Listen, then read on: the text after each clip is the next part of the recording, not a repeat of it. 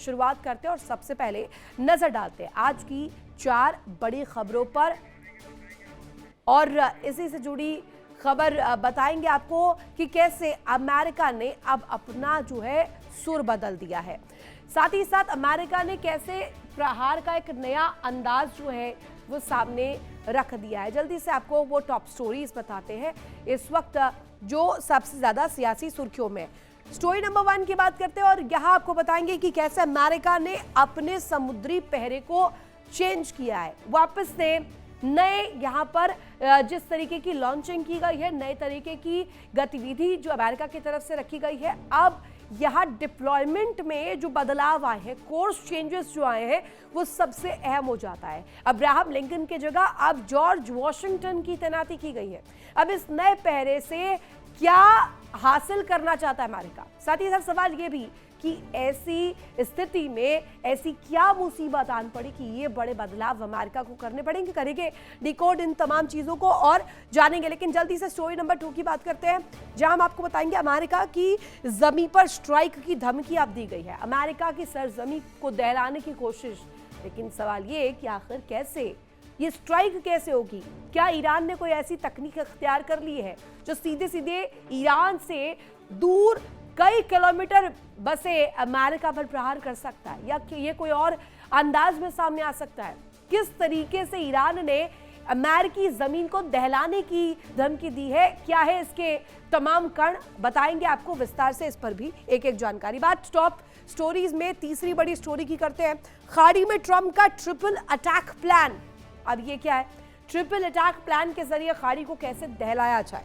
खाड़ी में ट्रंप का ये अटैक प्लान, अब इसमें क्या नए बदलाव किए गए हैं? सबसे अहम उन बदलावों को हम आपको बताने वाले जो सैन्य तौर पर किए गए हैं। इस पूरे जंग में रणनीतिक पैमाने पर भी एज लेने की कोशिश की गई, आगे बढ़ने की कोशिश की गई, लेकिन अब इस ट्रिपल अटैक के मद्देनजर कौन कौन सी वो रणनीतियां आती हैं जिसके जरिए ईरान पर पूरी तरीके से काबू करने के लिए डोनाल्ड ट्रंप बेताब है, बताएंगे आपको ये भी।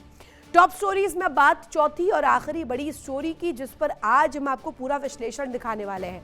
और ये विश्लेषण इसलिए भी अहम हो जाता है क्योंकि ये न्यूक्लियर परमाणु शक्ति से जुड़ता है और वो भी किम जोंग के न्यूक्लियर गुस्से से जुड़ता है। क्योंकि सीधे सीधे इस वक्त दक्षिण कोरिया की बात करें, उत्तर कोरिया की बात करें, ये जो सालों से चली आ रही दुश्मनी अब इसने एक नया प्रारूप ले लिया है। दक्षिण कोरिया अमेरिका के गठजोड़ को अब उत्तर कोरिया पचा नहीं पा रहा है, किम जोंग इसे सह नहीं पा रहे हैं। अब यही वजह है कि न्यूक्लियर तौर पर यह गुस्सा निकल रहा है।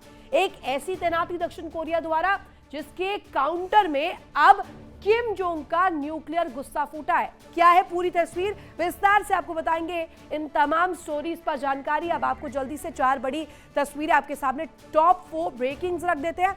4 बड़ी खबरें इस वक्त जो जियोपॉलिटिकल वर्ल्ड में सबसे ज्यादा चर्चा का विषय बनी हुई है। अमेरिकी रक्षा मंत्री को लेकर जानकारी, ईरान पर नाकेबंदी अनिश्चित काल के लिए जारी रहेगी। दूसरी बड़ी खबर जिसमें ड्रोन अटैक से दक्षिणी लेबनान में दहशत मचती हुई नजर आ रही है और ये सबसे अहम हो जाता है।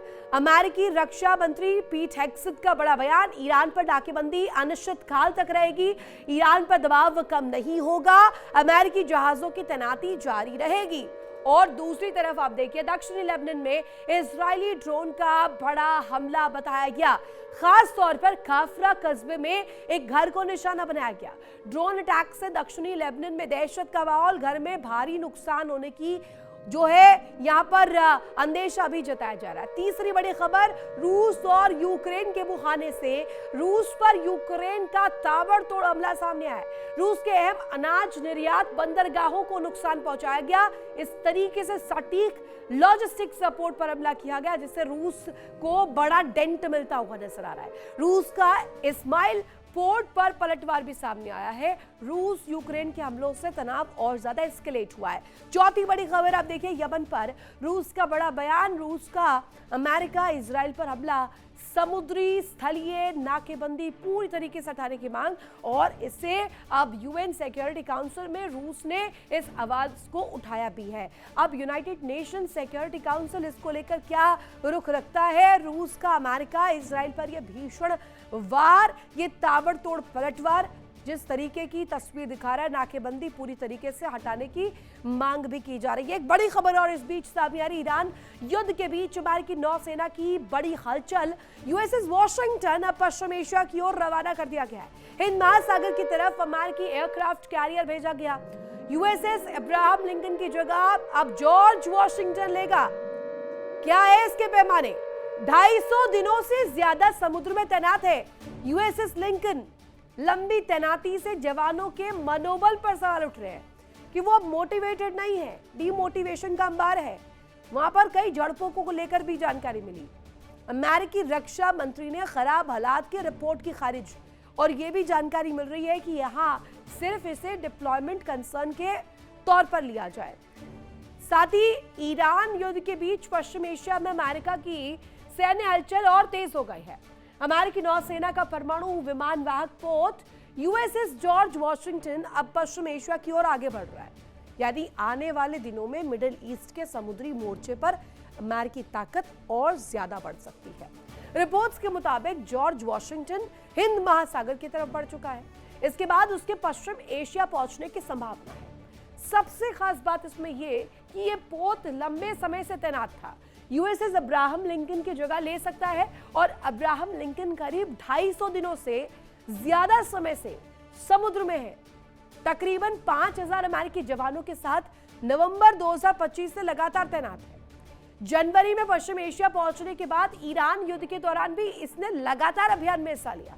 लेकिन लंबी तैनाती के बाद, इस लंबी डिप्लॉयमेंट के बाद अमेरिकी नौसेना के सामने नई चुनौतियां खड़ी हो गई है, और माना यह जा रहा है कि ऐसी समस्याएं जो सीधे सीधे मनोबल तोड़ रही है सैनिकों को, और यही वजह है कि इसे बड़े बदलाव के रूप में भी देखा जा रहा है। जहाज पर सामान और डक की कमी से जवानों के मनोबल, मानसिक स्थिति पर सवाल उठ रहे हैं। अमेरिकी नौसेना ने भी माना है कि युद्ध की वजह से पश्चिम एशिया के पारंपरिक सप्लाई सेंटर बुरी तरीके से प्रभावित हुए।